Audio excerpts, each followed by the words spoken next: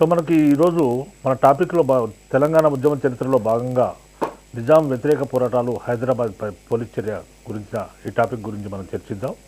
British వారు భారతదేశానికి స్వాతంత్రం ఇచ్చే ముందు, స్వాతంత్ర ప్రకటనకు ముందు స్వదేశీ సంస్థానాలు ఇక ముందు తమకు ఇష్టమైనట్లయితే స్వతంత్రంగా ఉండవచ్చు లేదా భారతదేశంలో కలవచ్చనే విషయాన్ని చెప్పడం జరిగింది. దీన్ని ఆధారం చేసుకుని హైదరాబాద్ నిజామైన మీర్ ఉస్మాన్ అలీ ఖాన్ బ్రిటిష్ వారు భారతదేశానికి స్వాతంత్ర ఇచ్చిన తర్వాత తన రాజ్యం స్వతంత్ర రాజ్యంగా ఉంటుందని, తాను భారతదేశంలో కలవనని, తాను స్వతంత్రంగా ఉంటానని ప్రకటించడం జరిగింది. ఈ విధంగా యొక్క 1947 సంవత్సరం జూన్ 11వ తేదీన నిజాం ప్రభు ఇలాంటి మాటలు మాట్లాడింది. తన రాజ్యం స్వతంత్రంగా ఉంటుందని వ్యాఖ్యానించడం జరిగింది. తర్వాత నేను స్వతంత్ర రాజునవుతానని ఆయన పేర్కొనడం జరిగింది. ఇటువంటి పరిస్థితుల్లో మనకు 1947 సంవత్సరం మే 7వ తేదీన ప్రముఖ సోషలిస్టు పార్టీ, భారత సోషలిస్టు పార్టీ కార్యదర్శి అయిన జయప్రకాష్ నారాయణ మొట్టమొదటిసారిగా హైదరాబాద్కు రావడం జరిగింది. ఆయన హైదరాబాద్కు వచ్చి అదే రోజు సాయంత్రము సికింద్రాబాద్లోని కర్పలా మైదానంలో జరిగిన బహిరంగ సభలో ప్రసంగిస్తూ ఆయన నిజామును మీర్ జాఫర్గా వర్ణించారు. తర్వాత తన ప్రసంగంలో జయప్రకాష్ నారాయణ ఇండియన్ యూనియన్లో ఈ యొక్క హైదరాబాదు రాజ్యము చేరేటట్లు నిజాం పైన ఒత్తిడి చేయాలని యొక్క ప్రజలను కోరడం జరిగింది. ఈ విధంగా కోరిన వెంటనే నిజాం ప్రభుత్వం జయప్రకాష్ నారాయణను హైదరాబాద్ రాజ్యం నుంచి బహిష్కరించింది.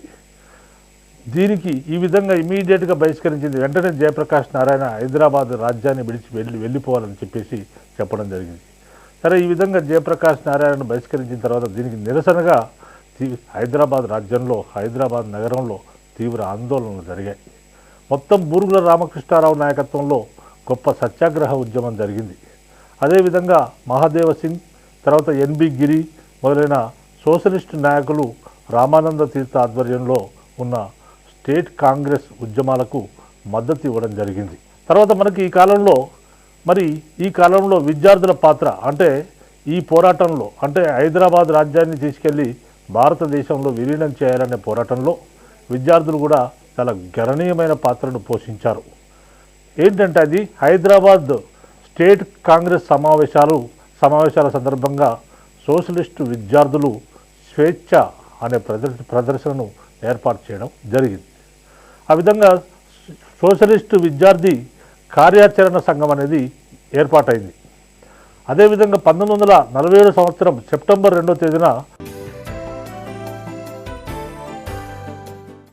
విద్యార్థులు హైదరాబాద్ రాజ్యం అంతటా కూడా త్రివర్ణ పతాకాలను ఎగరవేయడం జరిగింది. మరి అదే రోజున ఉస్మానియా యూనివర్సిటీలోని ఆర్ట్స్ కళాశాలపైన కూడా త్రివర్ణ పతాకాన్ని ఎగరవేయడం జరిగింది. తర్వాత 10,000 మంది విద్యార్థులు, దాదాపు 10,000 మంది విద్యార్థులు త్రివర్ణ పతాకాలు ధరించి సుల్తాన్ బజార్, తర్వాత క్లాక్ టవర్ దగ్గరికి ఊరేగింపుగా వెళ్ళడం జరిగింది. తర్వాత 1947 సంవత్సరం సెప్టెంబర్ 15వ తేదీన హైదరాబాద్ విద్యార్థి దినం పాటించబడింది. అదేవిధంగా 1947 సంవత్సరం సెప్టెంబర్ 18, 19 తేదీలలో విద్యార్థి ప్రతినిధుల సమావేశం విజయవాడలో జరిగింది. తర్వాత నిజాం పాలనకు వ్యతిరేకంగా అక్కడ విద్యార్థులు ఊరేగింపు చేశారు, ర్యాలీలు నిర్వహించారు, తమ నిరసన వ్యక్తం చేయడం జరిగింది. ఇది మనకు హైదరాబాద్ స్వాతంత్రోద్యమంలో విద్యార్థుల పాత్రగా మనం భావించవచ్చు. అదేవిధంగా న్యాయవాదుల పాత్ర కూడా ఈ కాలంలో బ్రహ్మాండంగా సాగింది. మనకు హైదరాబాద్ న్యాయవాదులు నిజాం వ్యతిరేక పోరాటం చేశారు. హైదరాబాద్ న్యాయవాదులు నిజాం వ్యతిరేక పోరాటాన్ని ప్రారంభించడం జరిగింది. న్యాయవాదుల ప్రతినిధి బృందానికి అధ్యక్షుడైన గణపతి లాల్ అనే అడ్వకేట్ ఈ యొక్క న్యాయవాదుల ప్రతినిధి న్యాయవాదులకు ఆయన నాయకత్వం వహించాడు. అదేవిధంగా న్యాయవాదుల ప్రతినిధి బృందానికి న్యాయవాదుల అధ్యక్షుడైన గణపతి లాల్ ఆధ్వర్యంలో 99 మంది అడ్వకేట్లు తమ సంతకాలు చేసి 1948 సంవత్సరం ఫిబ్రవరి 25వ తేదీన ప్రధాన న్యాయమూర్తికి ఒక విజ్ఞాపన పత్రాన్ని అందజేయడం జరిగింది. తర్వాత ఈ విధంగా వాళ్ళు ఏమని విజ్ఞాపన పత్రం చేశారు, మేము మూకుమ్మడిగా కోర్టులను బహిష్కరిస్తున్నాము. హైదరాబాదును తీసుకెళ్ళి భారత యూనియన్లో కలపాలి. ఎందుకంటే భారతదేశానికి స్వాతంత్రం వచ్చింది, హైదరాబాద్ రాజ్యాన్ని కూడా తీసుకుపోయి భారతదేశంలో కలపాలని చెప్పేసి వీళ్ళు నిర్ణయం తీసుకోవడం జరిగింది. ఆ విధంగా 1948 సంవత్సరం ఏప్రిల్ 5వ తేదీన యొక్క న్యాయవాదులు తమ ప్రతిఘటన సమితి అనేది ఏర్పాటు చేసి కోర్టులను మూకుమ్మడిగా బహిష్కరించడం జరిగింది.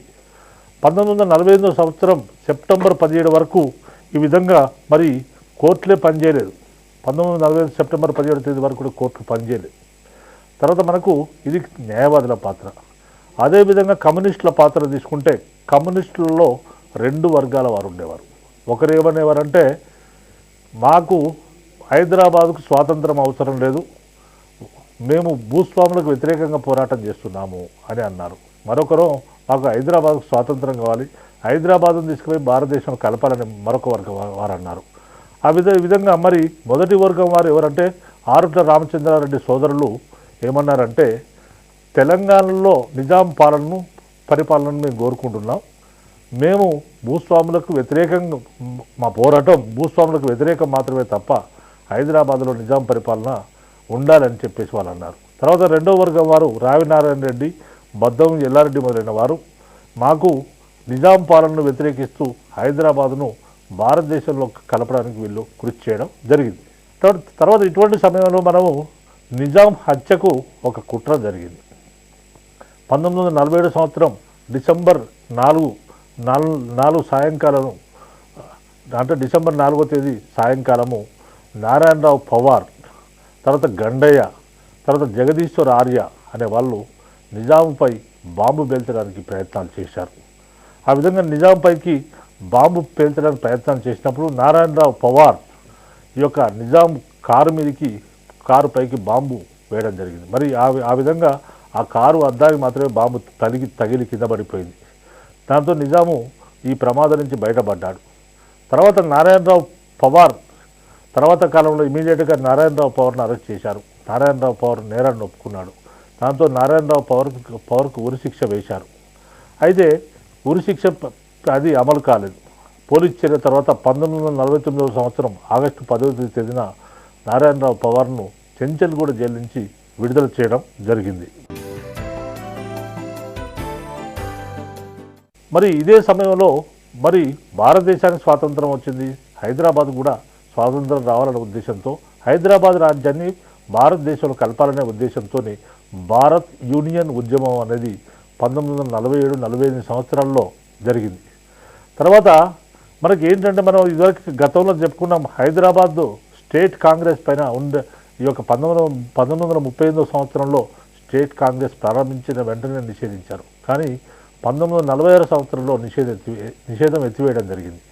ఆ విధంగా హైదరాబాద్ రాజ్య కాంగ్రెస్ పైన నిషేధం ఎత్తివేసిన తర్వాత ఈ యొక్క హైదరాబాద్ రాజ్య కాంగ్రెస్ అధ్యక్షుడిగా రామానంద తీర్థ 1947 సంవత్సరంలో ఎన్నిక కావడం జరిగింది.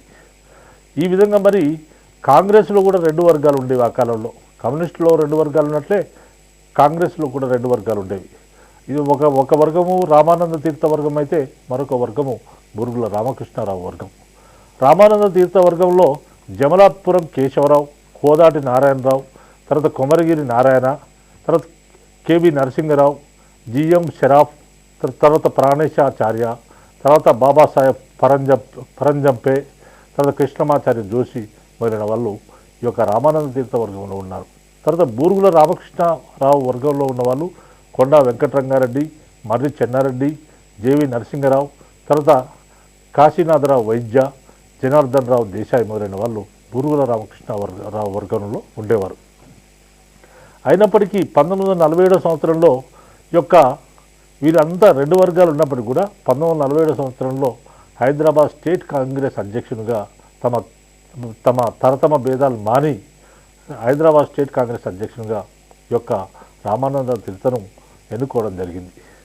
మరి ఈ మహాసభలో ఆ విధంగా రామానంద తీర్థను అధ్యక్షునిగా ఎన్నుకున్న తర్వాత ఈ మహాసభలో స్వతంత్ర పోరాటాన్ని మొదలుపెట్టాలి, ఒక మహాసభలో ఈ స్వతంత్ర పోరాటాన్ని మొదలుపెట్టాలనే తీర్మానాన్ని దిగంబర్రావు బిందు ప్రతిపాదించాడు.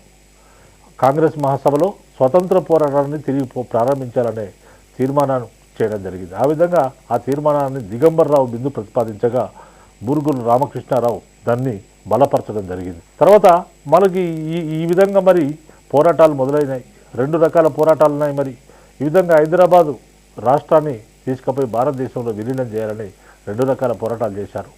ఒకటేమో శాంతియుత కార్యక్రమాలు అయితే, మరొకటి జయప్రకాష్ నారాయణ తరహాలో ఉద్యమం చేయాలని అనుకున్నారు. ఈ ఉద్యమంలో మితవాదులు దౌర్జన్యరహితంగా గాంధేయవాద పద్ధతుల్లో సత్యాగ్రహం చేశారు. మరి అదేవిధంగా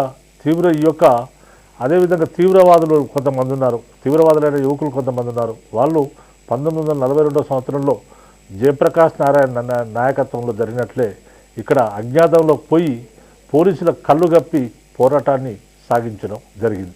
ఈ విధంగా మరి వీళ్ళు అతివాద ఎవరైతే ఉన్నారో యువకులు ఉన్నారో వీళ్ళందరూ తీవ్రవాద పద్ధతులను అనుసరించారు. వారిలో ఈ విధంగా తీవ్రవాద పద్ధతులను అనుసరించిన వారిలో గోవిందరావు షరాఫ్, తర్వాత మోహన్ సాయన్, తర్వాత డి వెంకటరామారావు, తర్వాత కేవి నరసింహారావు మొదలైన వాళ్ళు ఈ హింసాయుత పద్ధతుల్లో స్వాతంత్ర పోరాటాన్ని చేయడం జరిగింది. తర్వాత ఈ విధంగా మరి స్టేట్ కాంగ్రెస్ ఒక వర్గం ఏర్పడింది. దీనికి ప్రాణేశాచార్య కార్యదర్శిగా ఉన్నాడు. సరిహద్దు శిబిరాలు వెలిశాయి. హైదరాబాదు సరిహద్దుల్లో శిబిరాలు వెలిశాయి. అంటే హైదరాబాద్ రాష్ట్రానికి ఉన్న సరిహద్దులు ఓ పక్క కర్ణాటక అయితే, మరో పక్క మహారాష్ట్ర, మరో పక్క ఈ యొక్క ఆంధ్రప్రదేశ్ ప్రజెంట్ ఉన్న ఆంధ్ర ప్రాంతం మద్రాస్ స్టేట్ ఉండేది, తర్వాత తమిళనాడు ఉండేది. ఇట్లా ప్రతి సరిహద్దులో ఒక కమిటీ వేయడం జరిగింది. ఈ విధంగా సరిహద్దు కమిటీలు ఏర్పడ్డాయి. ఈ విధంగా మరి వీటి సరిహద్దు కమిటీలను నిర్వహించడానికి ఈ సరిహద్దు కమిటీల నిర్వహణను విబి రాజుకు అప్పగించడం జరిగింది. తర్వాత ఈ విబి రాజుకు సహాయంగా బొమ్మకంటి సత్యనారాయణ, హయగ్రీవాచార్యులను నియమించడం జరిగింది. తర్వాత ఆంధ్ర రాష్ట్ర కాంగ్రెస్ సంఘము హైదరాబాద్ పోరాటానికి తమ తోడ్పాటును అందివ్వడానికి ముందుకు రావడం జరిగింది. తర్వాత మరి ఈ విధంగా సరిహద్దు శిబిరాలు ప్రారంభమైనాయి. మరి మిగతా రాష్ట్రాల మద్దతు కూడా తీసుకున్నారు. మహారాష్ట్ర వాళ్ళు తమ మద్దతు ఇవ్వడానికి అంగీకరించారు. అదేవిధంగా ఆంధ్ర అంటే మద్రాసు రాష్ట్రంలో ఉన్న ఆంధ్ర ప్రజలు తమ సహాయం చేయడానికి అంగీకరించారు. అదేవిధంగా సరిహద్దు రాష్ట్రాల వాళ్ళు కూడా తాము రకరకాలుగా సహాయం చేయడానికి వాళ్ళు అంగీకరించడం జరిగింది. మరి ఈ విధంగా సరిహద్దు శిబిరాలు నిర్వహించినప్పుడు ఒకవైపు ప్రచారం నిర్వహించడం, మరోవైపు పోరాటం చేయడం, ఒకవైపు ప్రచారం నిర్వహించడం, మరోవైపు పోరాటం చేయడం అనే లక్ష్యాలతోని ఈ యొక్క సరిహద్దులతో కార్యాచరణ సంఘాన్ని ఏర్పాటు చేయడం జరిగింది. తర్వాత ఈ విధంగా విజయవాడ సరిహద్దు శిబిరానికి ఈ ఇన్ఛార్జ్ ఎవరంటే హయగ్రీవాచారి. తర్వాత అదేవిధంగా ఈ యొక్క పరిటాల శిబిరాన్ని నిర్వహించింది కోదాటి నారాయణరావు. తర్వాత కరీంనగర్, ఆదిలాబాద్ జిల్లాలో సరిహద్దుల్లో చాందా ఉంది, మహారాష్ట్రలో చాందా ఉంది. ఈ చాందాకు ఇన్ఛార్జ్ ఎవరంటే పిబి నరసింహారావు, తర్వాత కేవి నరసింహారావులు అనే వాళ్ళు దీనికి ఇన్ఛార్జీలుగా ఉన్నారు. తర్వాత పోరాటంలో పాల్గొనే ప్రజల్లో ధైర్యాన్ని, ఆత్మస్థైర్యాన్ని కలిగించాలనే ఉద్దేశంతో విబి రాజు, హయగ్రీవాచారి, తర్వాత బొమ్మకంటి సత్యనారాయణరావు మొదలైన వాళ్ళు ప్రయత్నించారు. తర్వాత ఉద్యమ ఉద్దేశాల గురించి, తర్వాత లక్ష్యాల గురించి వీళ్ళు కరపత్రాలు ప్రింట్ చేయడం జరిగింది. కరపత్రాలను ప్రింట్ చేసి ఈ ఉద్యమ ఉద్దేశాలు, లక్ష్యాల గురించి వాళ్ళు ప్రచారం చేయడం జరిగింది. తర్వాత మరి హైదరాబాద్ సంస్థానం అనేది భారత యూనియన్లో చేరాలి, రాజ్యాంగ పరిషత్తులో పాల్గొనాలి. ఎందుకంటే అప్పటికే భారతదేశానికి స్వాతంత్రం వచ్చింది, రాజ్యాంగ పరిషత్ ఏర్పడింది. ఈ రాజ్యాంగ పరిషత్తు సభ్యులు రాజ్యాంగ రచనలో మునిగి ఉన్నారు. కాబట్టి హైదరాబాద్ సంస్థానాన్ని కూడా భారత యూనియన్లో చేర్చాలి. తర్వాత ఈ యొక్క హైదరాబాద్ నుంచి కూడా రాజ్యాంగ పరిషత్తులో సభ్యులు పాల్గొనాలని పేర్కొనడం జరిగింది. తర్వాత హైదరాబాద్ ప్రభుత్వాన్ని ఈ విధంగా జరగాలి, మరి హైదరాబాద్ను జరగాలని చెప్పేసి హైదరాబాద్ ప్రభుత్వాన్ని స్వామి రామానంద తీర్థ హెచ్చరించడం జరిగింది. మరి స్టేట్ కాంగ్రెస్ చెందిన ఈ యొక్క కార్యవర్గానికి స్టేట్ కాంగ్రెస్ సమావేశాలు ఇక్కడ పెట్టుకుందామంటే నిజాం అంగీకరించట్లేదు. కాబట్టి స్టేట్ కాంగ్రెస్ చెందిన కార్యవర్గానికి సంబంధించిన తొలి సమావేశం మహారాష్ట్రలో ఉన్న సోలాపూర్లో జరిగింది. ఈ సమావేశంలో సమిష్టి సత్యాగ్రహం చేయాలని నిర్ణయించడం జరిగింది. తర్వాత మనకు కొంతమంది నాయకులు సంస్థానానికి వెలుపల అంటే హైదరాబాద్ రాజ్యానికి వెలుపల ఉండి కూడా మిగతా భారతదేశానికి తమ పోరాటానికి గురించి తెలుపుతూ సానుభూతిని పొందడం జరిగింది. తర్వాత ఆంధ్ర ప్రాంతానికి చెందిన ఆంధ్ర కాంగ్రెస్ నాయకుడైన టంగుటూరి ప్రకాశం పంతులు, పట్టాభి సీతారామయ్య, ఆచార్య రంగ, ఓబుల్ రెడ్డి మొదలైన వారు కూడా హైదరాబాద్ కాంగ్రెస్కు అన్ని విధాల సహకరించడానికి ఒప్పుకోవడం జరిగింది. ఆ విధంగా హైదరాబాద్లో జరిగే పోరాటానికి భారత సోషలిస్టు పార్టీకి చెందిన ఒక కార్యనిర్వాహక సమితి ఉద్యమానికి సహాయంగా ఏర్పడింది. తర్వాత మరి ఈ యొక్క అఖిల భారత సోషలిస్టు పార్టీకి చెందిన నాయకులైన అరుణ ఆసిఫ్ అలీ అంతకుముందే తెలంగాణ ప్రాంతంలో రహస్యంగా పర్యటించి రజాకారుల దురంతాల గురించి, కమ్యూనిస్టుల వల్ల ఏర్పడిన పరిస్థితిని గురించి సమగ్రంగా ఆమె తెలుసుకొని రిపోర్టును వాళ్ళ పార్టీకి సబ్మిట్ చేయడం జరిగింది. మరి ఈ విధంగా సత్యాగ్రహ శిబిరాలు ఏర్పడ్డాయి. రకరకాల వ్యక్తులు ఇన్ఛార్జీలుగా ఉన్నారు. మరి ఇటువంటి పరిస్థితుల్లో మరి సత్యాగ్రహం ప్రారంభమైంది. అంటే సరిహద్దుల్లో శిబిరాల్లో సత్యాగ్రహానికి ఇన్ఛార్జీలు ఉన్నారు. తర్వాత ఈ విధంగా ఈ ఏర్పాట్లన్నీ చేసిన రామానంద తీర్థ, ఆనాటి ప్రముఖ నాయకుడు రామానంద తీర్థ హైదరాబాద్కు వచ్చి తన సత్యాగ్రహ ఉద్యమాన్ని ప్రారంభించాడు. అంటే రామానంద తీర్థ హైదరాబాద్ చేరుకొని హైదరాబాద్ భారత యూనియన్లో చేరాలనే పేరుతో పిలువబడే సత్యాగ్రహాన్ని 1947 సంవత్సరం ఆగస్టు 7వ తేదీన ప్రారంభించడం జరిగింది. తర్వాత ఈ విధంగా మరి కార్యకర్తల ఊరేగింపులు, సత్యాగ్రహాలు మొదలయ్యాయి. కార్యకర్తల ఊరేగింపులు మరి సత్యాగ్రహాలు బ్రహ్మాండంగా కొనసాగుతున్నాయి. తర్వాత ఇదివరకు జవహర్లాల్ నెహ్రూ మరి అదివరలో భారతదేశానికి స్వాతంత్రం వచ్చిన క్రమంలో రావడానికి ముందే జవహర్లాల్ నెహ్రూ తన చేతులతో స్వామి రామానంద తీర్థకు ఒక త్రివర్ణ పతాకాన్ని, ఒక భారత జాతీయ పతాకాన్ని అందజేయడం జరిగింది. అటువంటి జాతీయ పతాకాన్ని రామానంద తీర్థతో పాటు మరికొంతమంది నాయకులు 1947 సంవత్సరం ఆగస్టు 15వ తేదీన ఉదయం 11 గంటలకు సుల్తాన్ బజార్లో, హైదరాబాద్లోని సుల్తాన్ బజార్లో మోతిలాల్ మంత్రి అనే అతను ఈ జెండాను ఎగురవేయడం జరిగింది. ఈ సందర్భంలో మరి రామానంద తీర్థను పోలీసులు అరెస్ట్ చేశారు. తర్వాత మిగతా నాయకులను కూడా అరెస్ట్ చేయడం జరిగింది. రామానంద తీర్థతో పాటు జిఎస్ మెల్కోటే, తర్వాత జమలాపురం కేశవరావు మొదలైన వాళ్ళు ఈ జెండా ఎగురవేసిన సంఘటనలో అరెస్ట్ కావడం జరిగింది. ఈ విధంగా ఉద్యమం బాగా ప్రచారం పొందింది. 21,000 మంది ఈ యొక్క సత్యాగ్రహ ఉద్యమంలో పాల్గొన్నారు. వీళ్ళ మొత్తం లక్ష్యం ఏంటంటే హైదరాబాద్ రాజ్యాన్ని భారతదేశంలో కలిపివేయాలనేది వీళ్ళ డిమాండ్.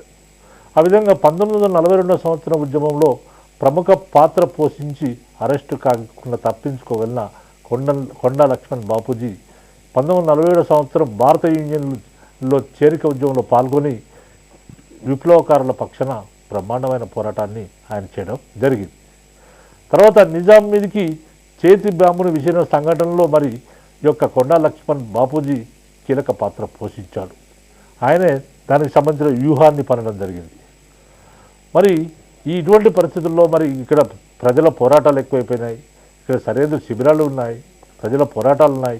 ఈ ప్రజల పోరాటాల వల్ల ఈ యొక్క నిజాం ప్రభుత్వము భారత ప్రభుత్వంతో చర్చలు ప్రారంభించింది. ఈ విధంగా నిజాం ప్రభుత్వం భారత ప్రభుత్వంతో 1947 సంవత్సరం జూన్ 26వ తేదీన అంటే చర్చలు ప్రారంభించింది. ఈ విధంగా ప్రారంభించిన తర్వాత 1947 సంవత్సరం జూన్ 26వ తేదీన నిజాం ఒక ఫర్మానా జారీ చేస్తూ భారత రాజ్యాంగ పరిషత్తులో హైదరాబాదు పాల్గొనదని, భారత యూనియన్లో చేరబోదని ప్రకటించాడు. 1947 సంవత్సరం జూన్ 26వ తేదీన నిజాం ఒక ఫర్మానా జారీ చేస్తూ భారత రాజ్యాంగ పరిషత్తులో హైదరాబాద్ పాల్గొనదని, భారత యూనియన్లో చేరదని ప్రకటించడం జరిగింది. మరి రాజ్యంలో బాధ్యతాయుతమైన ప్రభుత్వాన్ని నెలకొల్పి భారత ప్రభుత్వంతో స్నేహపూర్వకంగా వ్యవహరించాలని ఆ కాలంలో ఈ యొక్క ఏడుగురు ముస్లింలు ఈయనకు నిజాంకు విజ్ఞప్తి చేయడం జరిగింది. అదే సమయంలో నిజాం ప్రధానమంత్రి అయిన సర్ మీర్జా ఇస్మాయిల్ అనే అతను కూడా మీరు మన రాజ్యంలో బాధ్యతాయుతమైన ప్రభుత్వాన్ని నెలకొల్పి భారత ప్రభుత్వంతో స్నేహపూర్వకంగా వ్యవహరించాలని ఆనాటి ప్రధానమంత్రి అయిన సర్ మీర్జా ఇస్మాయిల్ చేసిన సూచనను నిజాంకు రుచించలేదు ఆ విషయం. దీంతో ఇస్మాయిల్ తన ప్రధానమంత్రికి పదవికి రాజీనామా చేయడం జరిగింది. అదేవిధంగా మనకు 1947 సంవత్సరం ఆగస్టు 17వ తేదీన నాటి పరిస్థితుల్లో ఎలాంటి మార్పు ఉండదని భారత ప్రభుత్వం చాలా ఖండితంగా చెప్పడం జరిగింది. అంటే మనకు ఆల్రెడీ ఇక్కడ ఏం జరిగిందంటే నిజాం తనకు కొన్ని రాయితీలు కావాలని అడుగుతున్నాడు. అంటే భారత ప్రభుత్వంతో ఒప్పందం చేసుకోవడానికి నిజాం సిద్ధంగా ఉన్నాడు. సిద్ధంగా ఉండి మరి మేము మీతో ఒప్పందం చేసుకుంటామండి, కానీ మాకు కొన్ని రాయితీలు కావాలని అడిగాడు. ఏ రాయితీలు కావాలని అడిగాడు? మేము ఆయుధాలు చేసుకోవడానికి, తర్వాత విదేశాలతో సంబంధాలు పెట్టుకోవడానికి మాకు రాయితీలు కావాలని అడిగాడు. కానీ ఆనాటి గవర్నర్ జనరల్ అయిన మౌంట్ బాటన్ ఏమన్నాడంటే మీకు కామాలు పులి స్టాప్లో కూడా తేడా ఉండదు. ఎందుకంటే కామాలు పులి స్టాప్లో అంటే ఇక్కడ ఈ యొక్క మీరు అంటే నిజాం ప్రభుత్వం గతంలో బ్రిటిష్ వారితో ఏ ఒప్పందం అయితే చేసుకున్నారో, ఇది సైన్య సహకార ఒప్పందం ఉండేది కదా, అలాంటి ఒప్పందమే ఇప్పుడు భారత ప్రభుత్వం కూడా మీతో చేసుకుంటుంది. ఈ విషయంలో మీరు చెప్పేదానికి ఏదీ లేదు. మీరు చెప్పే విషయంలో అంటే ఆ విధంగా బ్రిటిష్ వారితో మీరు ఏదైతే ఒప్పందం చేసుకున్నారో ఆ ఒప్పందాన్ని మాత్రమే మాతో చేసుకోవాలి, భారత ప్రభుత్వంతో చేసుకోవాలి. దీనిలో కామాలు పులి స్టాప్లకు కూడా ఛాయిస్ లేదని చెప్పడం జరిగింది. తర్వాత ఇటువంటి పరిస్థితుల్లో మరి నిజాం యొక్క ఇటువంటి పరిస్థితుల్లో ఇటువంటి పరిస్థితుల్లో మరి ఈ యొక్క ఒప్పందం చేసుకోవడం జరిగింది. నిజాంకు తర్వాత భారత ప్రభుత్వానికి అలాంటి ఒప్పందం జరిగింది. ఈ ఒప్పందంలో ఏంటంటే ఈ యొక్క నిజాం కొన్ని వ్యవహారాలు ఒప్పుకున్నాడు. ఏంటంటే భారత్ పాకిస్తాన్ మధ్య యుద్ధం సంభవిస్తే హైదరాబాద్ ప్రభుత్వం తటస్థంగా ఉంటుందని చెప్పాడు. తర్వాత రెండోది హైదరాబాద్ ప్రభుత్వానికి విదేశాలతో ఏజెంట్ జనరల్ నియమించుకునే అధికారం ఉండాలని అడిగాడు. కానీ భారత ప్రభుత్వం దానికి ఒప్పుకోలేదు. అటువంటి సమయంలో మరి ఒప్పుకోకపోవడం మూలన భారత ప్రభుత్వంతో ఈ యొక్క తన నిర్ణయాలను నిజాం మార్చుకోవడం జరిగింది. ఆ విధంగా మరి తన చర్చా బృందాన్ని మళ్ళీ మరొకసారి భారత ప్రభుత్వంతో చర్చించమని ఆయన పంపడం జరిగింది. ఆయన తన స్థానంలో చెత్తారి నవాబును భారత ప్రభుత్వంతో చర్చించండి అని చెప్పేసి ముందుకు పంపడం జరిగింది. ఆ విధంగా ఈ యొక్క భారత ప్రభుత్వానికి తర్వాత నిజాం ప్రభుత్వానికి ఒక ఒడంబడిక జరగడానికి ఈ యొక్క చెత్తారి నవాబు ప్రయత్నం చేశాడు. ఈ విధంగా మరి చెత్తారి నవాబు ప్రయత్నం చేసి మరి హైదరాబాద్కు పోయి హైదరాబాద్ నిజాంను ఒప్పించి మళ్ళీ వస్తానని చెప్పడం జరిగింది. ఈ విధంగా మరి వచ్చినప్పుడు హైదరాబాదు ఈ యొక్క ఏ రూపంలో కూడా పాకిస్తాన్కు సాయం చేయకపోదని జిన్నా కూడా స్పష్టం చేయడం జరిగింది. తర్వాత ఇటువంటి పరిస్థితుల్లో మనకు యథాతథ ఒప్పందం భారతదేశంతో జరిగింది. యథాతథ ఒప్పందం మరి భారతదేశానికి హైదరాబాద్ మధ్య ఎప్పుడు జరిగిందంటే 1947 సంవత్సరం నవంబర్ 29వ తేదీన భారత ప్రభుత్వంతో హైదరాబాద్ ప్రభుత్వం యథాతథ ఒప్పందాన్ని చేసుకోవడం జరిగింది.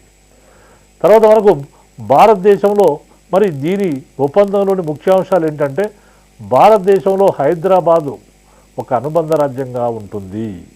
రెండోది ఏంటంటే భారత్ పాకిస్తాన్ దేశాల మధ్య యుద్ధం సంభవిస్తే హైదరాబాద్ తటస్థంగా ఉంటుంది.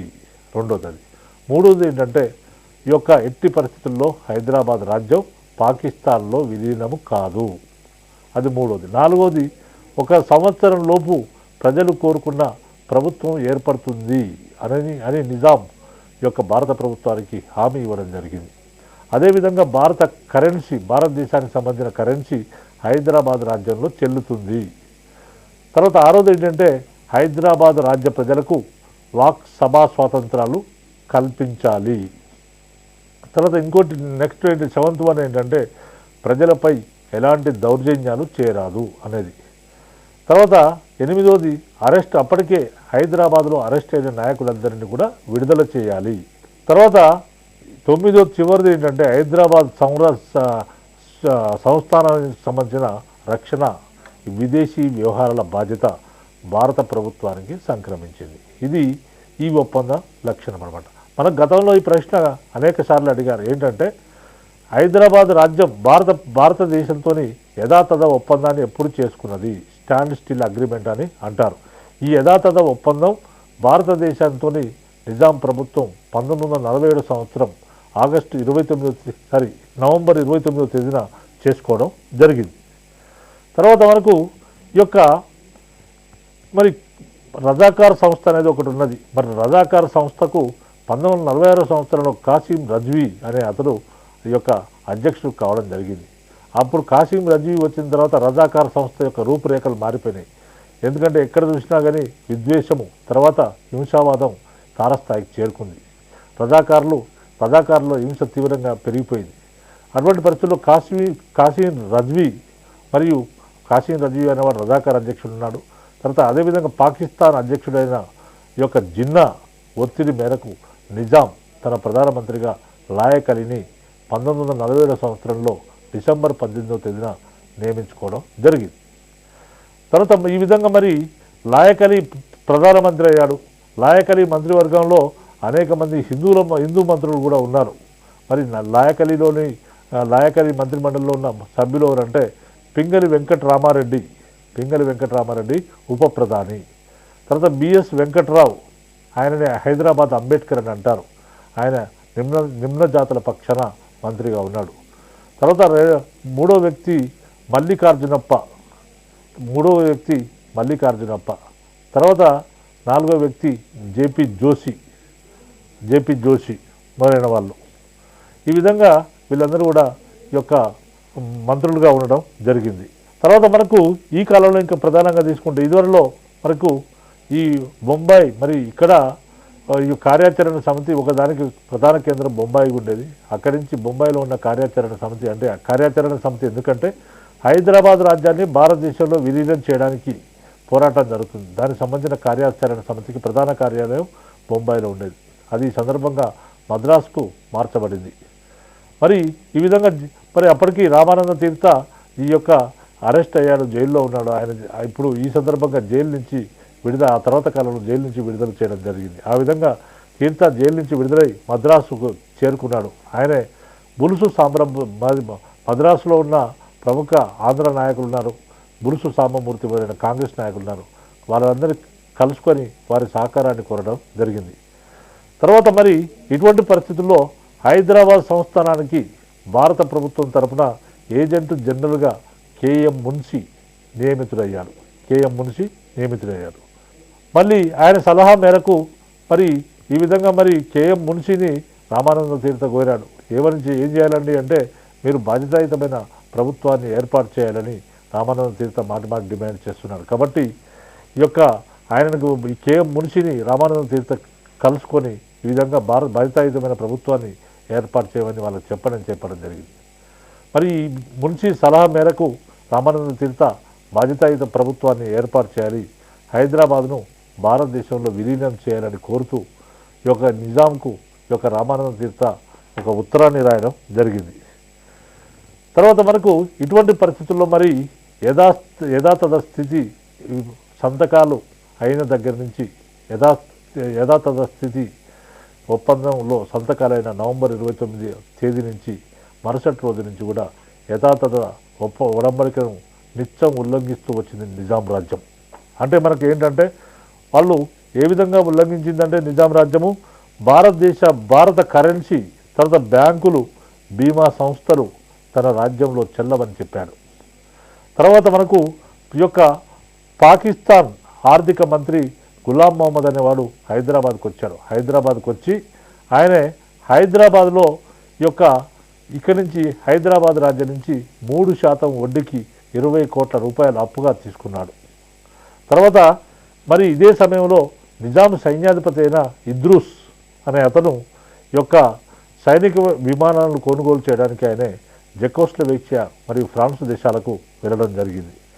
తర్వాత మరి ఇదే సమయంలో నిజాం మరి ఆయన ప్రధానమంత్రి అయిన లాయక్ అలీ ప్రభుత్వం గోవాను పోర్చుగీసు వారి దగ్గర నుంచి గోవాను కొనుగోలు చేయడానికి ప్రయత్నం చేసింది. మరి గోవాను కొనుగోలు చేయడానికి ప్రయత్నం చేసినప్పుడు ఆనాటి ఈ విషయం తెలిసి భారత ప్రభుత్వం పోర్చుగీస్ వారితో ఈ యొక్క తన అభ్యంతరాన్ని వ్యక్తం చేసింది. దాంతో ఈ ఒప్పందం రద్దయిపోయింది. తర్వాత మనకి హైదరాబాద్లో అనేకమైన ఆయుధాల తయారీ పరిశ్రమలు ఏర్పాటు చేయడం జరిగింది. తర్వాత సిడ్నీ కాటన్ అనే బ్రిటిష్ పౌరుని ద్వారా ఈ యొక్క ఆయుధాలు కొనుగోలు చేయడానికి ప్రయత్నం చేశారు. అంటే బ్రిటిష్ పౌరుడు సిడ్నీ కాటన్ ఈ విధంగా విదేశాల నుంచి అనేక సార్లు హైదరాబాద్కు వచ్చిపోతున్నాడు.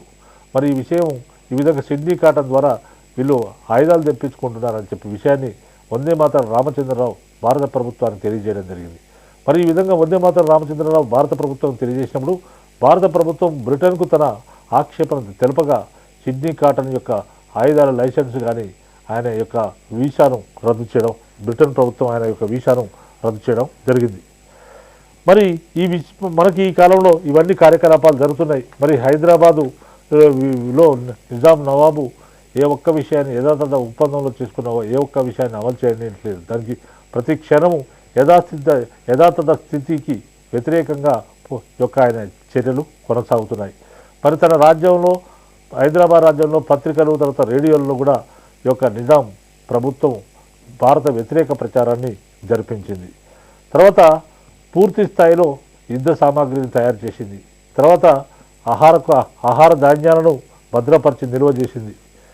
ఇటువంటి పరిస్థితులు 1945 సంవత్సరం జనవరి 3వ తేదీన మరి భారత ప్రభుత్వం హైదరాబాద్ ప్రభుత్వం ఈ చర్యలన్నిటికీ పాల్పడుతుండగా 1948 సంవత్సరం జనవరి 3వ తేదీన ఈ యొక్క భారత ప్రభుత్వం ఏజెంట్ జనరల్గా కేఎం మున్షిని హైదరాబాద్కు పంపించడం జరిగింది.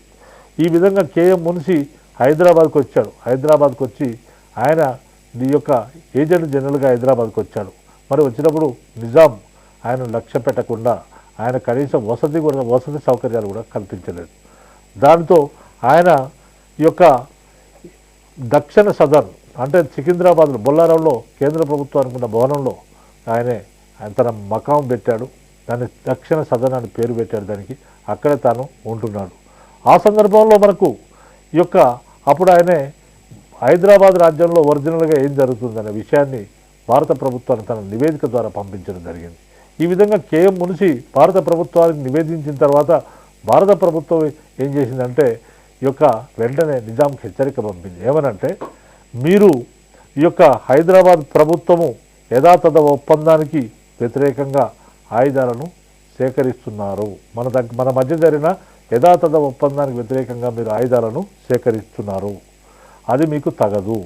తర్వాత అదేవిధంగా రజాకార్ సంస్థను మీరు నిషేధించాలని చెప్పేసి ఈ యొక్క భారత ప్రభుత్వం యొక్క నిజాం రాజును కోరడం జరిగింది. ఈ విధంగా నిజాం రాజును కోరినప్పుడు లాయక్ అలీ అలాంటి ప్రధానమంత్రి లాయక్ అలీ ఏమన్నాడంటే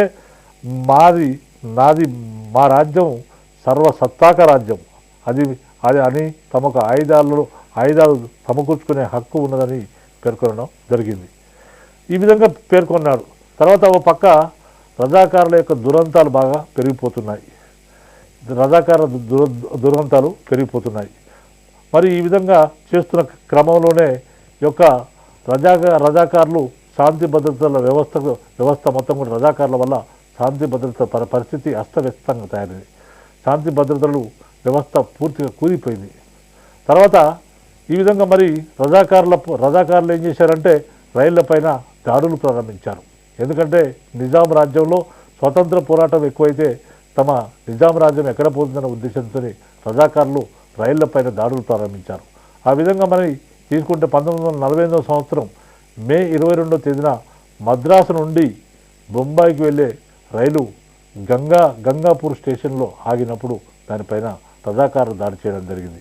అదేవిధంగా పూనాకు వెళ్ళే రైలు పైన కూడా వాళ్ళు దాడి చేయడం జరిగింది. మరియు రజాకారులు మరియు పోలీసులతో కమ్యూనిస్టుల ఘర్షణలు చాలాసార్లు జరిగాయి. తర్వాత మనకు బీబీ నగర్ ఘటన ఏంటంటే రజాకారులు 1948 సంవత్సరం యొక్క జనవరి 10వ తేదీన భువనగిరిలో ఈ యొక్క మీటింగ్ పెట్టుకొని హైదరాబాద్కు వస్తుండగా మార్గ మధ్యంలో ఉన్న బీబీనగర్ రైల్వే స్టేషన్ పైన దాడి చేసి బీబీనగర్ రైల్వే స్టేషన్ను ధ్వంసం చేయడం జరిగింది, దహనం చేయడం జరిగింది. అందులో ఉన్న ఎవరెవరైతే ఉన్నారో అక్కడ మొత్తం వాళ్ళందరినీ తాగొట్టి అంతేకాకుండా బీబీనగర్ గ్రామంలోకి వెళ్ళి గ్రామాన్ని లూటీ చేసి అనేక మందిని తీవ్ర గాయాలకు గురి చేయడం జరిగింది. అదేవిధంగా మరి నల్గొండ జిల్లాలో ఉన్న మోటకొండూరు, తర్వాత మద్రాస్ సికిందర్ నగర్, తర్వాత చందనపల్లి, తర్వాత సోమవరం, తర్వాత వర్ధమాన్ కోట, తర్వాత పల్లెపహాడ్, తర్వాత సూర్యాపేట మొదలైన ప్రాంతాల్లో రజాకారులు అత్యంత దారుణాలు చేశారు. తర్వాత అదేవిధంగా రజాకారులకు తర్వాత కమ్యూనిస్ట్ నాయకులకు మధ్య అనేక సంఘటనలు జరిగాయి, ప్రజలకు మధ్య అనేక పోరాటాలు జరిగాయి. ఆ విధంగా కరీంనగర్ తర్వాత మందాపురం కొండల్లో ప్రతిఘటన జరిగింది. అదేంటంటే 1948 సంవత్సరం జనవరిలో ఈ యొక్క కరీంనగర్ జిల్లా మందాపురం కొండల్లో ఆంధ్ర మహాసభ సభ్యులైన భూపతి రెడ్డి, తర్వాత శ్రీ ప్రభాకర్ రెడ్డి మొదలైన 8 మంది రజాకారులతో పోరాటం చేస్తూ మరణించడం జరిగింది. అదేవిధంగా ఖమ్మం జిల్లా మీనబోలు వద్ద 1948 సంవత్సరం జనవరి 15వ తేదీన రజాకారులు తర్వాత కిసాన్ దళ సభ్యులకు పోరాటం జరిగింది. ఈ పోరాటంలో 6 గ్రామరక్షక యువకులు మరణించడం జరిగింది. అదేవిధంగా నల్గొండ జిల్లా భువనగిరి తాలూకా రేణిగుంట గ్రామం వద్ద 1945 సంవత్సరం మార్చి 4వ తేదీన రేణిగుంట రామిరెడ్డి నాయకత్వంలో రజాకారులను ఎదిరించి ప్రజలు 12 గంటల పాటు సాయుధ పోరాటం చేసి 26 మంది మరణించడం జరిగింది. అదేవిధంగా మనకు గుండ్రాంపల్లి, నల్గొండ జిల్లాలో ఉన్న గుండ్రాంపల్లిలో 1948 సంవత్సరం జూలై 19వ తేదీన సైదీ మొయిలీ నాయకత్వంలో రజాకారులు 21 మందిని వరుసగా నిలబెట్టి కాల్చి చంపడం జరిగింది. అదేవిధంగా పాతర్ల పహాడ్, బెహరాంపల్లి, కూటిగల్ అనే ప్రాంతాల్లో కూడా రజాకారులు ఇలాంటి ఘటనలకే పాల్పడడం జరిగింది. మనకు అదేవిధంగా మరి గాన్లాపూర్ అంటే హైదరాబాద్ రాజ్యంలో ఉన్న కర్ణాటక ప్రాంతంలోని గాన్లాపూర్ వద్ద బతుకమ్మలు ఆడి వస్తున్న స్త్రీలను ఈ యొక్క రజాకారులు బట్టలు ఊడదీసి నగ్నంగా బతుకమ్మ ఆడిస్తూ వారి పిరుదులపై లాఠీలతో కొట్టి రాక్షస ఆనందాన్ని పొందడం జరిగింది. అదేవిధంగా నేరెండ అనే గ్రామంలో 70 మంది మహిళలకు పైజామాలు తొలగించి ఈ విధంగా వాళ్ళని ఇన్సల్ట్ చేయడం జరిగింది. తర్వాత రజాకారులు ప్రజలను చంపడం, దోచుకోవడం, స్త్రీలను చెరచడము, దహనాలు చేయడం అనేది తెలంగాణలో నిత్యకృత్యంగా మారిపోయింది. ఈ విధంగా నిజాం సంస్థానానికి చెందిన ఈ యొక్క పరిటాల ప్రజలు అంటే కృష్ణా ఆంధ్ర సరిహద్దుల్లో ఉన్న నిజాం సంస్థానానికి చెందిన పరిటాల ప్రజలు పరిటాల అనేది విజయవాడ సమీపంలోని ఒక గ్రామం. పరిటాల గ్రామ ప్రజలు ఏం ప్రకటించారంటే తాము భారత ప్రభుత్వ యూనియన్లో చేరినట్లు వాళ్ళు ప్రకటించుకోవడం జరిగింది. మరి ఈ విధంగా అక్కడ వాళ్ళు ప్రకటించుకున్నారు, మాకు నిజాంతో సంబంధం లేదు, మేము భారత ప్రభుత్వంలో చేరిపోయామని వాళ్ళు ప్రకటించుకోవడం జరిగింది. తర్వాత మనకు మౌంట్ బాటన్ రాయబారం వచ్చింది. ఈ యొక్క మౌంట్ బాటన్ అనేవాడు చివరి బ్రిటిష్ గవర్నర్ జనరల్, భారతదేశంలో చివరి బ్రిటిష్ గవర్నర్ జనరల్. ఈ మౌంట్ బాటన్ యొక్క భారత గవర్నర్ జనరల్ అయిన లార్డ్ మౌంట్ బాటన్ నిజాం భారత ప్రభుత్వాల మధ్య సామరస్యానికి ప్రయత్నాలు చేశాడు. ఇందుకోసం ఆయన తన పత్రికా కార్యదర్శి అయిన యొక్క అలన్ కాంప్బెల్ జాన్సన్ను నిజాంతో సంప్రదింపులు జరపడానికి హైదరాబాద్ పంపించడం జరిగింది. ఆ విధంగా మార్చి 15వ తేదీన ఈ యొక్క కాంప్బెల్ జాన్సన్ హైదరాబాద్కు వచ్చాడు. మరి ఈ విధంగా ఆయన కూడా నిజాంతో చర్చలు జరిపారు. ఈ చర్చలు కూడా విఫలం కావడం జరిగింది. మరి ఇటువంటి పరిస్థితుల్లో వాణిజ్య సంఘాల ప్రతినిధులు సంస్థానంలో శాంతి భద్రతలను పునరుద్ధరించాలి, లేకపోతే మేము వ్యాపారం చేయలేకపోతున్నాం, మీరు శాంతి భద్రతలను పునరుద్ధరించాలని నిజాంకు విన్నవించుకున్నారు. మరి విన్నవించుకొని వాళ్ళు నిరసన వ్యక్తం చేస్తూ 3 రోజుల పాటు వర్తక సంఘం వాళ్ళు తమ వ్యాపారాన్ని మూసివేసి నిరసన వ్యక్తం చేయడం జరిగింది. తర్వాత ఇటువంటి సమయంలో మనకు మరి నిజాము ఇక్కడ రేడియో ఉన్నది, రేడియోలో భారత వ్యతిరేక ప్రచారం చేస్తున్నాడు, మరి అన్ని అసత్యాలు చెప్తున్నాడు, అన్ని అబద్ధాలు చెప్తున్నాడు. కాబట్టి దీన్ని ఖండించాలనే ఉద్దేశంతో యొక్క భాగ్యనగర్ రేడియో అనే నూతన రేడియోను ఆనాటి స్వాతంత్రోద్యమ నాయకులు యొక్క ఏర్పాటు చేయడం జరిగింది. మరి మనకు ఆ కాలంలో స్టేట్ కాంగ్రెస్ ఆధ్వర్యంలో పాగా పుల్లారెడ్డి నాయకత్వంలో కర్నూలు శిబిరం వారు ఏం చేశారంటే భాగ్యనగర్ రేడియో కేంద్రాన్ని నెలకొల్పడం జరిగింది. ఈ భాగ్యనగర్ రేడియో రోజు సాయంత్రం ప్రసారాలు చేసేవాళ్ళు. భాగ్యనగర్ రేడియో రోజు సాయంత్రం ప్రసారాలు చేసేది.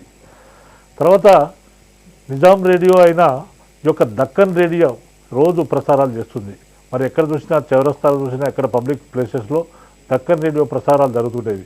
దక్కన్ రేడియో ప్రసారాలతో పాటే భాగ్యనగర్ రేడియో కూడా తన ప్రసారాలు చేసేది. తర్వాత మనకి ఈ విధంగా ప్రసారాలను చేస్తున్న క్రమంలోనే పాగా పుల్లారెడ్డి ఒక ప్రసార యంత్రాన్ని బొంబాయి నుండి తెప్పించాడు.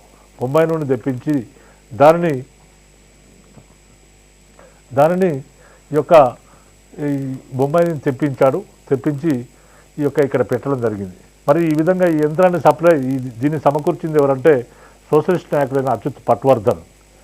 ఈ విధంగా ఈ రేడియో సెట్ను ఈ విధంగా మరి అమర్చిన వారు ఎవరంటే వనపర్తి రఘునాథరెడ్డి, కోదండరామిరెడ్డి, పల్లెపాడు గోవర్ధన్ రెడ్డి అనే వాళ్ళు ఈ యొక్క రేడియో సెట్ను అమర్చడం జరిగింది. మరి ఈ విధంగా రేడియో కేంద్రాన్ని నిర్వహించే బాధ్యత ఎవరు నిర్వహించారంటే గడియార రామకృష్ణ శర్మ, తర్వాత గొట్టిముక్కల కృష్ణమూర్తి అనేవారు ఈ రేడియో కేంద్రాన్ని నడిపే బాధ్యతను నిర్వహించారు. మరి భాగ్యనగర్ రేడియోలో రోజు వార్తలు వచ్చాయి. ఈ వార్తలు ఇంగ్లీషు, తెలుగు, హిందీ, ఉర్దూ భాషల్లో జరిగేవి. మనకు తెలుగు ప్రసారాలను రామకృష్ణ శర్మ తెలుగు ప్రసారాలను ఆయన నిర్వహించేవాడు. తర్వాత ఉర్దూ ప్రసారాలను టి నాగప్ప వకీల్ అనే గద్వాలకు చెందిన వ్యక్తి నిర్వహించాడు. అదేవిధంగా ఇంగ్లీష్ ప్రసారాలను కమతం వెంకటరెడ్డి అనే వ్యక్తి నిర్వహించేవాడు.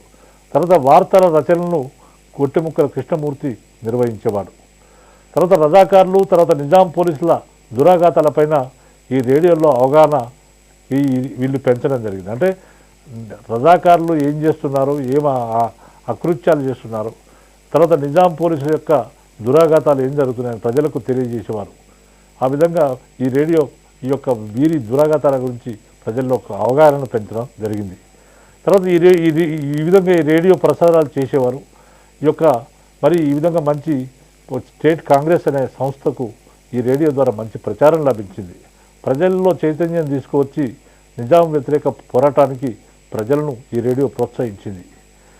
తర్వాత ఇది ఒక అజ్ఞాత రేడియో, ఎక్కడి నుంచి నడుస్తుందో ఎవరికి తెలియదు, ఎక్కడి నుంచి వస్తుందో తెలియదు. మరి దీని నిర్వహణ అనేది అత్యంత రహస్యంగా ఉంచబడింది. తర్వాత మరి భాగ్యనగర్ రేడియో ప్రసారాలు వింటూ అనేక మంది ప్రభుత్వ కార్యకలాపాల గురించి తెలుసుకోవడం జరిగింది. మరి ఇటువంటి పరిస్థితుల్లో నిజాం ప్రభుత్వం ఈ విషయాన్ని గమనించి ఈ భాగ్యనగర్ రేడియో ఎక్కడి నుంచి నడుస్తుంది, దీన్ని ఛేదించాలని ఎంతో ప్రయత్నాలు చేసింది, కానీ ఛేదించలేకపోయింది. చివరికి ఈ భాగ్యనగర్ రేడియోను ప్రజలు వింటున్నారని చెప్పేసి రేడియో ప్రసారాలను నిలిపివేసింది. అయితే ప్రజలు తమ గృహాల్లో రేడియోలు పెట్టుకొని భాగ్యనగర్ రేడియో కార్యకలాపాలు వినడం ప్రారంభించారు. తర్వాత హైదరాబాద్కు చెందిన డక్కన్ ఎయిర్వేస్ అనే సంస్థ తన విమానాలను భారత భూభాగం పైనుంచి ఎగరడాన్ని నిషేధించింది. దానితో హైదరాబాద్కు బయటి ప్రపంచంతో సంబంధాలు, ప్రయాణ సౌకర్యాలు, సమాచార ప్రసార సంబంధాలు పూర్తిగా తెగిపోయాయి. తర్వాత మనకి ఈ విధంగా మరి మద్రాసుకు ఢిల్లీకి మధ్య నడిచే గ్రాండ్ ట్రంక్ ఎక్స్ప్రెస్ హైదరాబాద్ రాజ్యం నుండి కాకుండా ఈ రాజ్య సరిహద్దుల బయట నుండి పోయేటట్లు భారత ప్రభుత్వం ఏర్పాట్లు చేసింది. మరి అంతేకాకుండా మరి నిజాం రాజు ఎవరితో టెలిఫోన్లో సంభాషిస్తున్నాడు, ఏ దేశంతో మాట్లాడుతున్నాడు అనే విషయాలు మొత్తం కూడా టెలిఫోన్ సంభాషణలు స్పష్టంగా వినబడకుండా వీళ్ళు అవరోధాలు కల్పించడం జరిగింది. అవరోధాలు అంటే టెలిఫోన్లో డిస్టర్బెన్స్ అవరోధాలు కల్పించడం ప్రారంభించారు. మరి ఇటువంటి పరిస్థితుల్లో నిజాం ప్రభుత్వము ఐక్యరాజ్య సమితికి ఫిర్యాదు చేసింది. ఏంటంటే భారత ప్రభుత్వము తనను ఆక్రమించుకోవడానికి, హైదరాబాదు రాజ్యాన్ని ఆక్రమించుకోవడానికి తనపై దురాక్రమణకు పూనుకున్నది, కాబట్టి ఐక్యరాజ్య సమితి వారు మమ్మల్ని కాపాడాలి అని వాళ్ళు నివేదించుకోవడం జరిగింది. ఆ విధంగా మరి 1948 సంవత్సరం ఆగస్టు 2వ తేదీన ప్రధానమంత్రి, మరి హైదరాబాద్ రాజ్య ప్రధానమంత్రి అయిన లాయక్ అలీ రాజ్య శాసనసభలో మాట్లాడుతూ భారతదేశము హైదరాబాద్పై మిలిటరీ ప్రయోగం చేయవచ్చునని, కాబట్టి ఐక్యరాజ్య సమితిలో ఆయన ఫిర్యాదు చేయడం జరిగింది. ఈ విధంగా 1948 సంవత్సరం ఆగస్టు 21న ఐక్యరాజ్య సమితి భద్రతా మండలికి హైదరాబాద్ విదేశీ వ్యవహారాల సెక్రటరీ అయిన భారత్కు మధ్య గల నినాదాన్ని ఐక్యరాజ్య సమితి తన చార్టర్ ఆర్టికల్ 35 నుంచి 2వ పేరా ప్రకారము కౌన్సిల్ దృష్టికి తేవాల్సిందిగా విజ్ఞప్తి చేయడం జరిగింది. మరి ఈ విధంగా హైదరాబాదు ప్రభుత్వం ఐక్యరాజ్య సమితికి ఫిర్యాదు చేసింది. ఐక్యరాజ్య సమితికి ఫిర్యాదు చేసినప్పుడు మరి భారత ప్రభుత్వం తమను ఆక్రమించడానికి ప్రయత్నిస్తుందని ఫిర్యాదు చేయడం జరిగింది. మరి హైదరాబాద్ ప్రతినిధి వర్గ నాయకునిగా మొయిన్ నవాజ్ జంగ్, ఇతర సభ్యులుగా జహీర్ అహ్మద్, తర్వాత నిజాం రెండవ కోడలైన నీలోఫర్ మొదలైన వాళ్ళు ఈ ప్రతినిధి బృందంలో ఉన్నారు. తర్వాత ఐక్యరాజ్య సమితిలో పాల్గొన్న అనుభవం గల అలియావర్ జంగ్ ఐక్యరాజ్య సమితికి ఫిర్యాదు చేసే డాక్యుమెంట్లను సమర్థవంతంగా సిద్ధం చేయడం జరిగింది. ఆ విధంగా భారత ప్రభుత్వ ప్రతినిధి వర్గ నాయకునిగా రామస్వామి ముదలియార్ నియమించబడ్డారు. తర్వాత ఈ రామస్వామి ముదలియార్ అనేవాడు ఐక్యరాజ్య సమితిలో చాలా మంచి అనుభవం గల వ్యక్తి. మరి హైదరాబాదు సమస్య గురించి మరి ఈ విధంగా హైదరాబాదు ఈ యొక్క ఐక్యరాజ్య సమితిలో ఫిర్యాదు చేస్తే భారతదేశం కూడా ఐక్యరాజ్య సమితిలో వాదించింది. ఏమనంటే హైదరాబాద్ సమస్య అనేది భారతదేశ అంతర్గత వ్యవహారము కాబట్టి హైదరాబాద్ ఫిర్యాదును ఐక్యరాజ్య సమితి పట్టించుకోవాల్సిన అవసరం కానీ అధికారం కానీ ఐక్యరాజ్య సమితికి లేదని చెప్పి. తర్వాత రెండోది ఏంటంటే రాజకీయంగా చట్టపరంగా హైదరాబాదు ఎప్పుడు కూడా స్వతంత్ర రాజ్యంగా లేదు. ఎందుకంటే ఇదివరకు బ్రిటిష్ వారి కింద సామంత రాజ్యంగా ఉన్నది, ఇప్పుడు భారత ప్రభుత్వంతోనే ఒప్పందం చేసుకున్నది. కాబట్టి హైదరాబాద్ రాజ్యం అనేది ఎప్పుడు కూడా స్వతంత్ర రాజ్యంగా లేదు. కాబట్టి భద్రతా మండలికి ఫిర్యాదు చేసే హక్కు ఆ రాజ్యానికి లేదని చెప్పేసి వాదించింది. కాబట్టి హైదరాబాదు అర్హత గురించి భద్రతా సమితి మరి ఈ విధంగా ఒక ఫిర్యాదు చేసే అర్హత లేనప్పుడు ఆ అర్హత దానికి లేదని విషయాన్ని భద్రతా సమితి గమనించాలని కూడా వాళ్ళు ఆర్గ్యుమెంట్ చేయడం జరిగింది. తర్వాత మూడోది ఏంటంటే హైదరాబాద్ ప్రభుత్వం భారీ స్థాయిలో ఆయుధాలు కలిగి ఉన్నది. తర్వాత రజాకారుల వంటి ప్రైవేటు సైన్యాల ఆగడాలను ప్రోత్సహిస్తుందని ఫిర్యాదు చేయడం జరిగింది, వాదించడం జరిగింది. తర్వాత హైదరాబాద్ రాజ్యంలో శాంతి భద్రతల పరిస్థితి సరిగా లేదని కూడా వీళ్ళు చెప్పడం జరిగింది, భారత ప్రభుత్వం వాదించడం జరిగింది. తర్వాత ఈ విధంగా 1948 సంవత్సరం జూన్ 2వ తేదీన మౌంట్ బాటన్ భారత గవర్నర్ జనరల్గా పదవి విరమణ చేసి ఇంగ్లాండ్ వెళ్ళిపోవడం జరిగింది. ఇటువంటి పరిస్థితుల్లో భారత గవర్నర్ జనరల్గా చక్రవర్తుల రాజగోపాలాచారి నియామకమయ్యాడు. ఈ విధంగా మౌంట్ బాటన్ వెళ్ళిపోయాడు, ఇక్కడి నుంచి వెళ్ళిపోవడం జరిగింది. మరి ఇక్కడ హైదరాబాద్ రాజ్యంలో జరిగే ప్రతి మిలిటరీ కార్యకలాపాలని ఆనాటి సైనిక జనరల్ మరి హైదరాబాద్ రాజ్య సైనిక జనరల్ అయిన ఇద్రూస్ యొక్క భారతీయ లెఫ్టినెంట్ జనరల్ అయిన రాజేందర్ సింగ్కు ఎప్పటికప్పుడు సమాచారాన్ని చేరవేస్తుండేవాడు. అదేవిధంగా హైదరాబాద్ రాజ్య లెఫ్టినెంట్ కల్నల్ హిమ్మత్ బేగ్ కూడా తన సైనిక రహస్యాలను సోలాపూర్ డివిజన్లోని భారత ఆర్మీ కమాండర్గా ఉన్న బ్రిడ్జ్ బాటియాకు ఎప్పటికప్పుడు ఈ సమాచారాన్ని హైదరాబాద్ సైన్యానికి సంబంధించిన సమాచారాన్ని అందించేవాడు. మరి ఇటువంటి పరిస్థితుల్లో హైదరాబాద్ పైన పోలీస్ చర్య జరపబడింది. ఎందుకంటే హైదరాబాద్ రాజ్యంలో శాంతి భద్రతల పరిస్థితి ముఖ్యమైపోయింది. ఓ పక్క రజాకారులు అరాజకాలు పెరిగిపోయాయి, మరోపక్క నిజాంపై ఐక్యరాజ్య సమితికి ఫిర్యాదు చేశాడు. కాబట్టి ఇటువంటి పరిస్థితుల్లో హైదరాబాద్ రాజ్యం పైన పోలీస్ చర్య తీసుకోవాలని చెప్పేసి భారత ప్రభుత్వం భావించింది. ఈ విధంగా భారత ప్రభుత్వము పోలీస్ చర్యను ప్రిపేర్ చేసి పోలీస్ చర్య కొరకు రంగాన్ని ప్రిపేర్ చేయడం జరిగింది. అప్పుడు మనకు పోలీస్ చర్యలో భాగంగా ఆపరేషన్ పోలో అనేది జరిగింది. ఈ పోలీస్ చర్యకే 1900 అప్పటికి ఏంటంటే పోలీస్ చర్యకు అనుకూలమైన వాతావరణం ఉన్నది. ఎందుకంటే అప్పటికి మౌంట్ బాటన్ తన పదవి విరమణ చేసి ఇంగ్లాండ్ వెళ్ళిపోవడం జరిగింది. పాకిస్తాన్ అధ్యక్షుడైన జిన్నా కూడా 1948 సంవత్సరం సెప్టెంబర్ 12వ తేదీన చనిపోయాడు. తర్వాత ఇటువంటి పరిస్థితుల్లో హైదరాబాద్ ప్రభుత్వానికి భారత ప్రభుత్వం చివరి హెచ్చరిక చేసింది. ఏంటంటే ఎప్పుడు చివరి హెచ్చరిక చేసింది? 1948 సంవత్సరం సెప్టెంబర్ 10వ తేదీన భారత ప్రభుత్వం హైదరాబాద్ ప్రభుత్వానికి చివరి హెచ్చరిక చేసింది.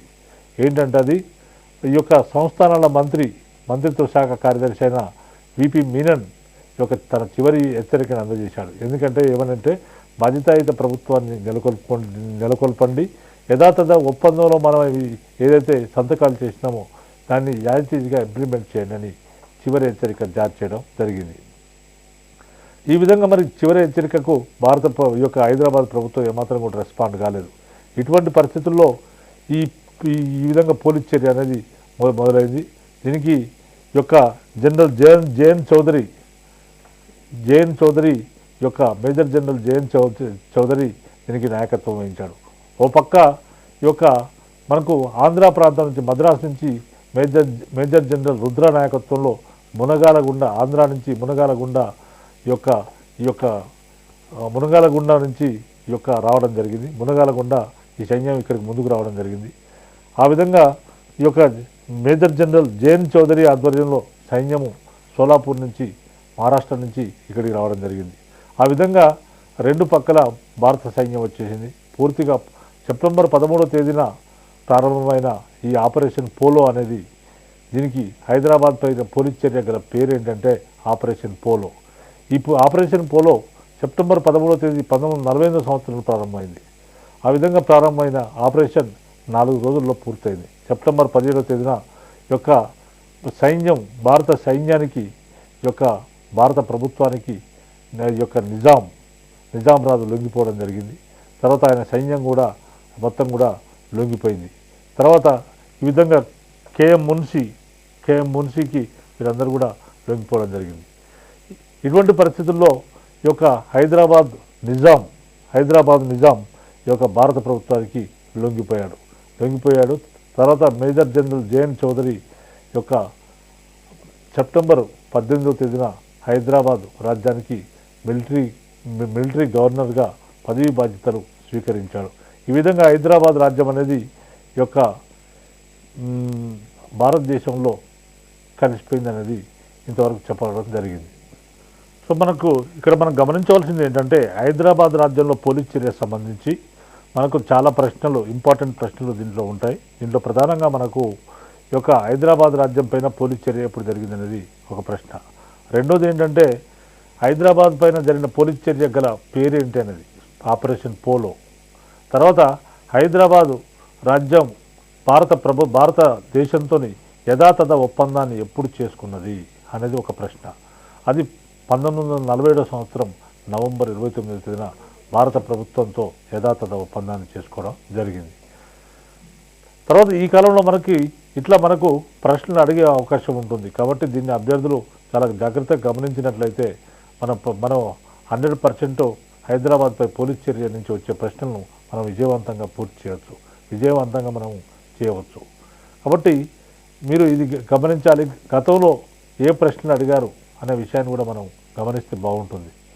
తర్వాత హైదరాబాద్ రాజ్యం ఈ విధంగా భారతదేశంలో ఈ యొక్క కలిసిపోయిన తర్వాత ఇది అదేవిధంగా మేజర్ జనరల్ జేఎన్ చౌదరి ఏ తేదీన ఆయనే గవర్నర్ జనరల్ ఈ యొక్క హైదరాబాద్కు మిలిటరీ గవర్నర్ అయ్యాడనే విషయాన్ని కూడా అడిగే అవకాశం ఉంటుంది. అలాంటి ప్రశ్నలు కూడా అడిగే అవకాశం ఉంటుంది.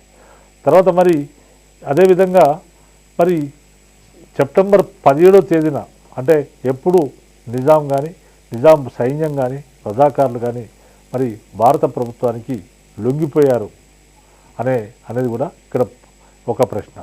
తర్వాత భారత ప్రభుత్వ హైదరాబాద్లో నియమించబడ్డ భారత ప్రభుత్వ ఏజెంట్ జనరల్ ఎవరు అంటే కేఎం మున్షి అనే అతను ఉన్నాడు.